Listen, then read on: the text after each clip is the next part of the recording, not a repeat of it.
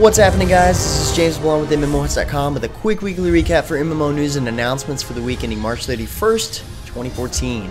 And this past week brought us a lot of awesome and exciting news, starting off with the official launch of SMITE last Tuesday, bringing with it their epic new cinematic trailer that I really wish was longer.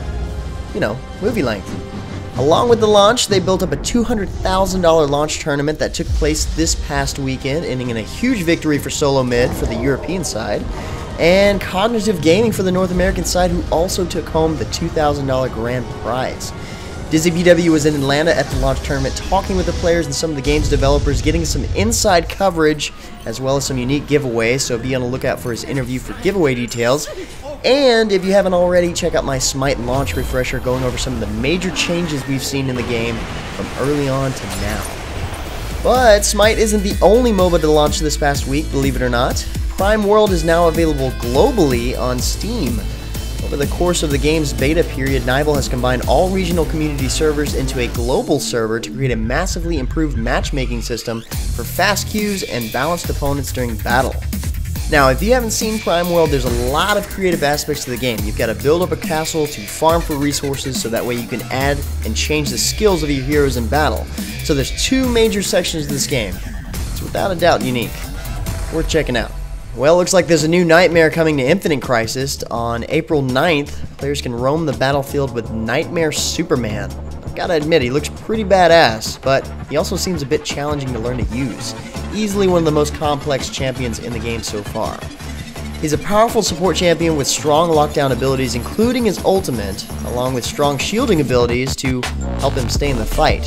His passive, called Possession, is actually pretty cool. When he gets killed, his spirit possesses the champion that killed him, and if that champion gets killed while possessed, Nightmare Superman is revived with health equal to a percentage of his possessed enemy's max health. Seems like fun. Next up, Warframe celebrates its first anniversary with a sweet gift to its players. Last year this time there were 300,000 registered players, and now there are nearly 8 million. It's crazy what a good game can do in a year's time.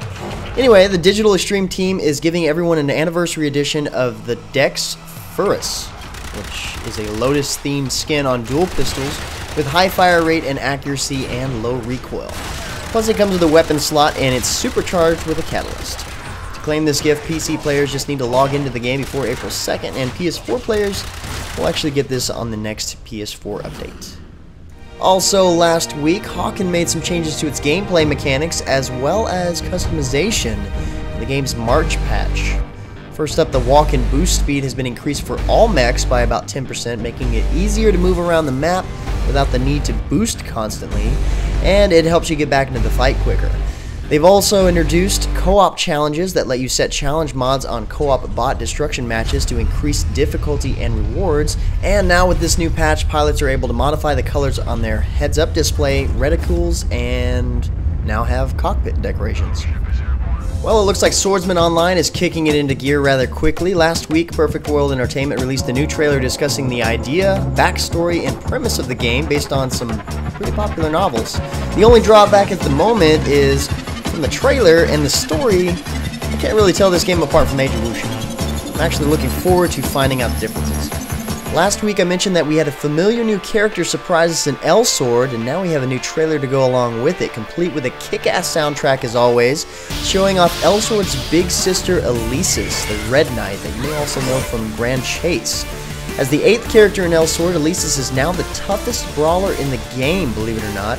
So much for the phrase hitting like a girl. This one hits with fire and steel. And just like her little brother Elsword, the more she attacks, the more powerful she becomes. And if you want to learn a little bit more about Elesis, DizzyPW is so in love with the past two characters in Elsword that he managed to put together a closer look video with higher level gameplay from both. It's definitely worth checking out. Next up, Age of Reality announced the launch of Update 2.0 for Loadout. This new update brings in a new map, a new game mode called Domination, new equipment, and of course crazy new customization pieces. In Domination, it's set up similar to Blitz, but with 3 set points that you have to work together even more so to capture. But doing so will be a lot easier with the new deployable shield and double barrel launcher. So, if you didn't already know this, Ghost Recon Online made a transition over to Ghost Recon Phantoms, updating the face of the game with revamped characters and maps, major changes in matchmaking and customization, and plenty of features that they plan to also add up to launch as well as after. Just this past week, they've introduced Mod Master, a new weapon customization system versus the previous set weapon system. And from what we can tell so far, the weapon customization system is going to be similar to that of Blacklight Retribution's, with more than 500,000 configuration possibilities. Plenty has already changed the game, and it will all be available at the game's launch on April 10th. Exciting news for those who want to check out EverQuest next Landmark. Sony Online Entertainment announced last week that Landmark has made it through its successful alpha stage and now into closed beta. They've added quite a bit into the game and saw some crazy stuff during the alpha, and now they're opening up the game to more players. Anyone that can actually register to enter the closed beta, or if you know somebody with a Trailblazer pack, they can actually hook you up to get into the game now. Otherwise, the Settlers pack itself is about 20 bucks, which isn't bad. It's well worth the price. Or, of course, as we get closer to open beta, you can keep your eye out for closed beta key giveaways. Also, last week, Funcom released a new trailer for just one of the mini worlds in LEGO Minifigures Online. The new trailer showcases the pirate world in the LEGO universe, complete with Volcano Island, Treasure Island, and plenty of sea monsters. The most terrifying being Crikey the Kraken.